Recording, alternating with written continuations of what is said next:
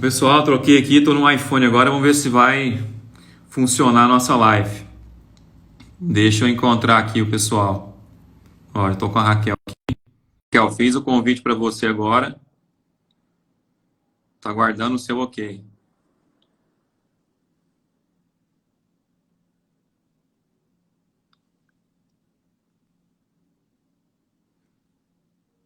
Acho que agora vai, viu? O problema era na tecnologia aqui, pessoal. Tava com...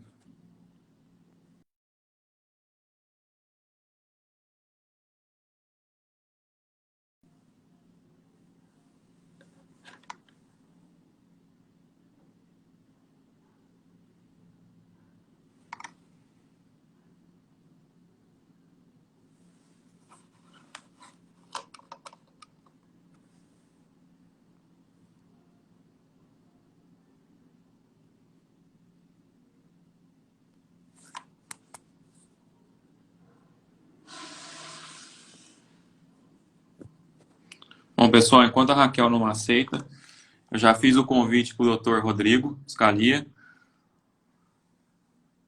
Então, a gente já está conectando, então. Pronto. Olá. Agora sim, Oi? doutor. E aí, tudo bem? Acho que sua câmera tá virada.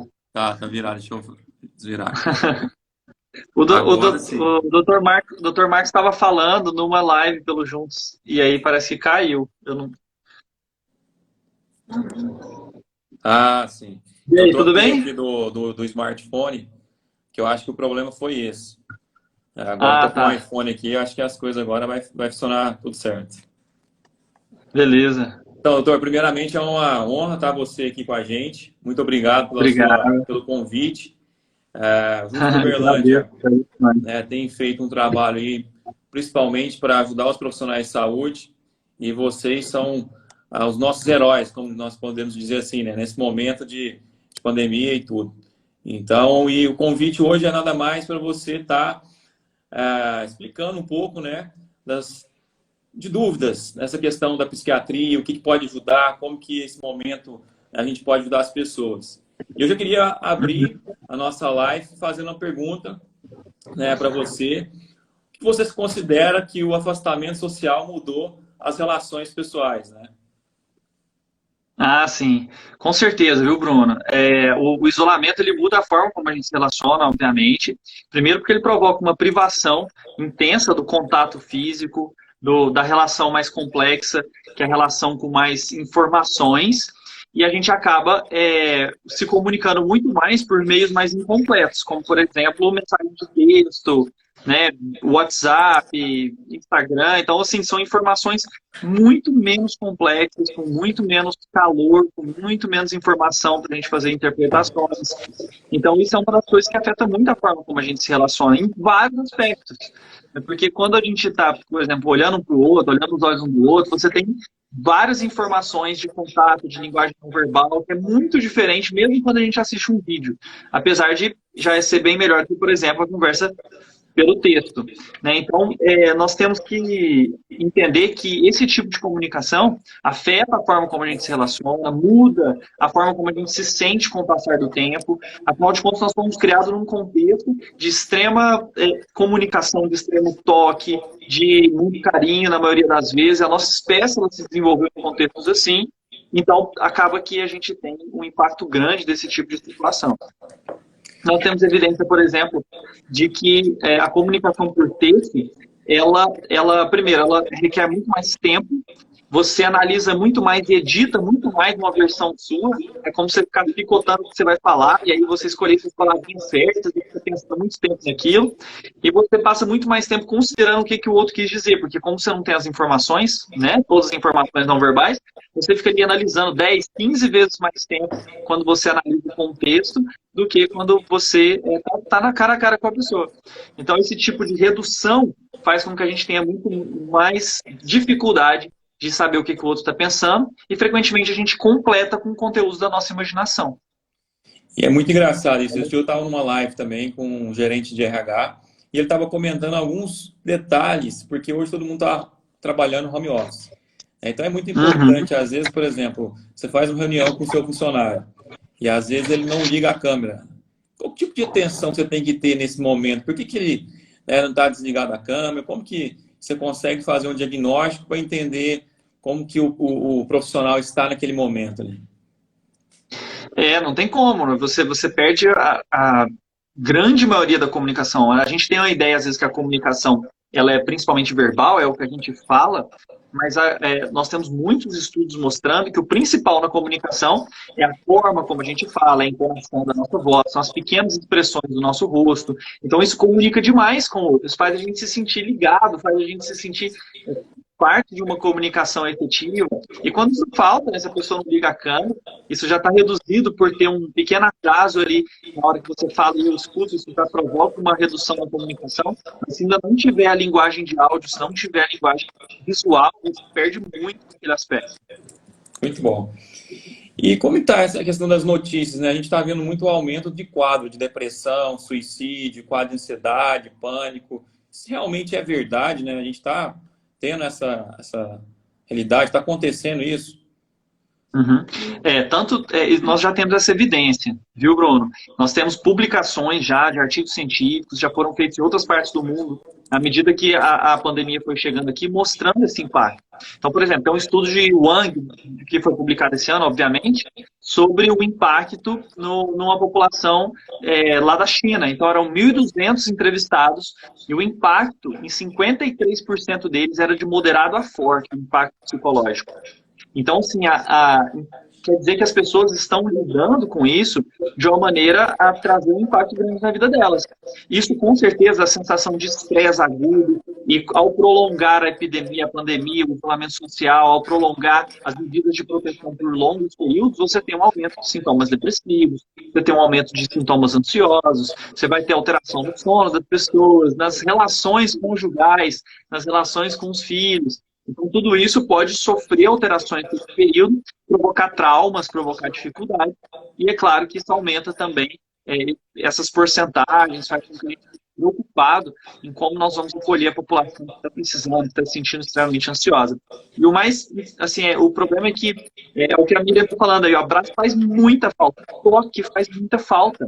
Né? E mesmo você estando numa família que está acolhedora, o fato de vocês ficarem muito tempo juntos, só aquelas pessoas, frequentemente é muito diferente da sua convivência que você tem no seu trabalho, com as pessoas da rua, a liberdade de você comprar as coisas.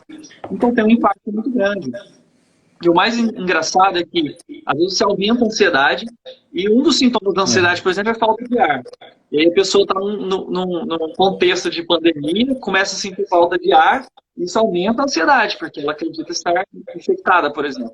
Então, isso provoca uma situação muito triste de aumento da ansiedade, de aumento de enzimas inflamatórias, e piora na saúde física. Realmente o impacto é grande. E como que a gente consegue identificar que a gente está, né, passando por uma ansiedade, depressão, no caso? Como que a gente consegue ter nós mesmos fazer um autodiagnóstico? Uhum. É muito importante quando você está sentindo sintomas que estejam impactando a sua vida fortemente, você procurar um aconselhamento, o diagnóstico, o acompanhamento de um profissional. O que te leva a fazer isso? Quando você, por exemplo, já fica sem dormir várias noites, por mais de 2 semanas sem energia, sem conseguir fazer as coisas. É lógico que em momentos de contexto dessa forma, por vários dias você vai ficar ansioso. Isso é todos nós, é 100% da população. Né? Que você vai receber uma notícia, nossa, será que vai acabar? Será que eu vou ter emprego? Será que eu vou ficar sem dinheiro no mês que vem? Então, isso todos os dias é comum acontecer, da pessoa ter alguns dias mais difíceis. Agora, se isso se prolongar durante um longo período, a pessoa não para de sonhar sobre isso, ela não para de pensar sobre isso, ela toma medidas muito extremas a ponto do remédio ser pior que a doença, né, de isolamentos, assim, às vezes que a gente vê graves mesmo, que atitudes de pessoas que estão em processo de pânico e tomando atitudes impensáveis com relação às próprias precauções. Ou então você começa a fazer coisas que te prejudicam fisicamente.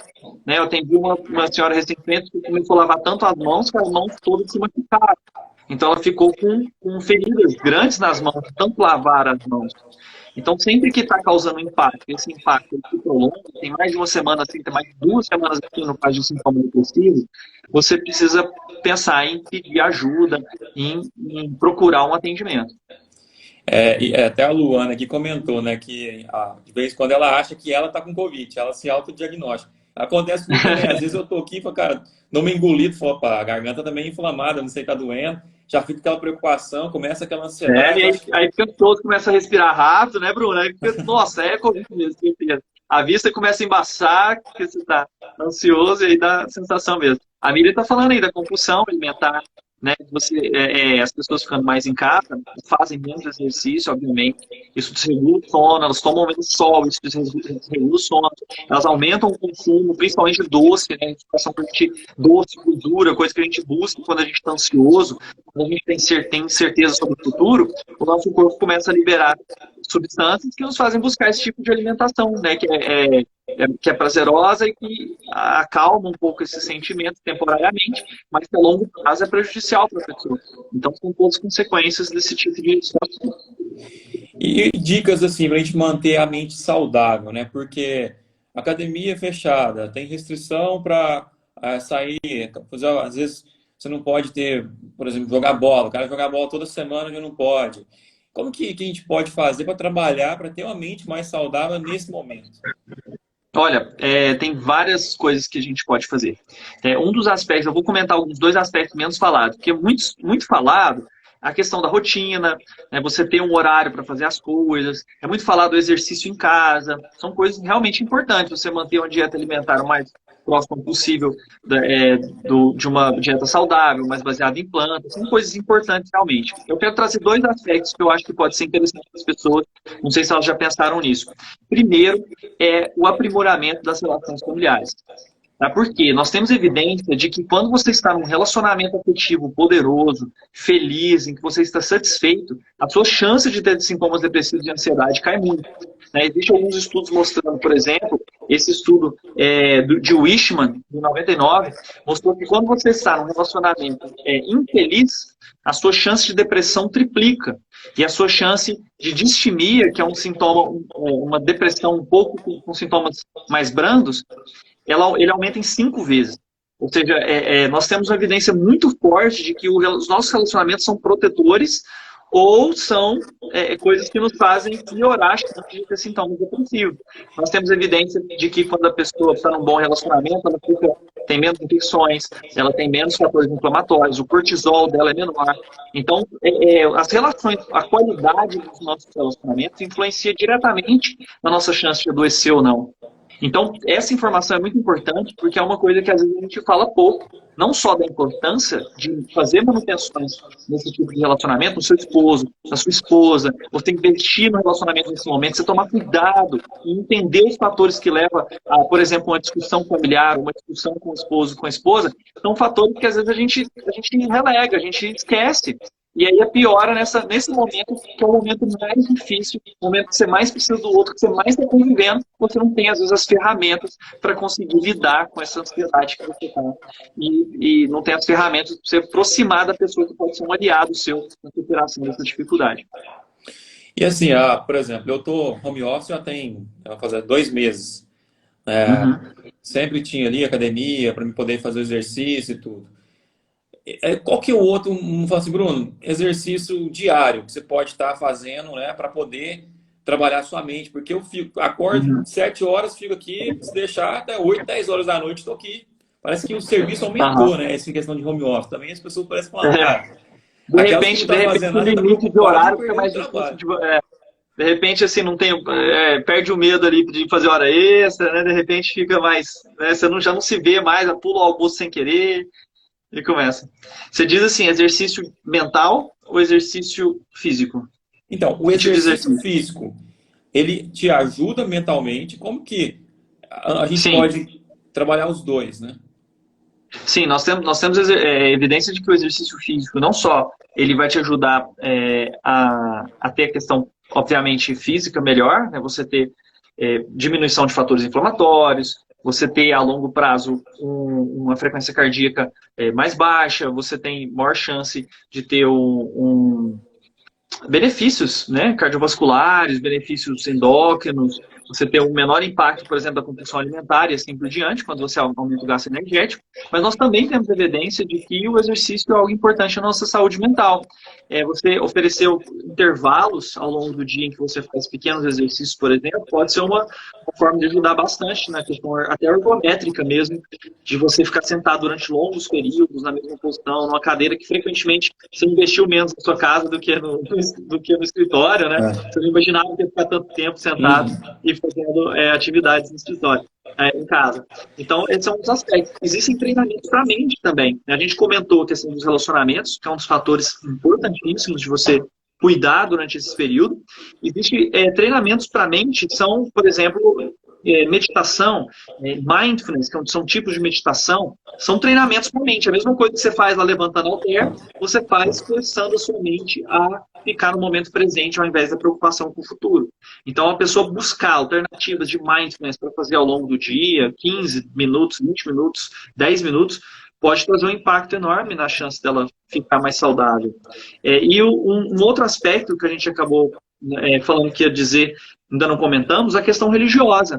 Nós temos evidências já também de vários artigos científicos de que a religião é um dos mecanismos de lidar com problemas que são bem elaborados, que na maioria das vezes promove uma melhor saúde mental e que pode atuar em momentos como esse, de maior preocupação, de um suporte social, um suporte espiritual para as pessoas que estão passando por dificuldades, né?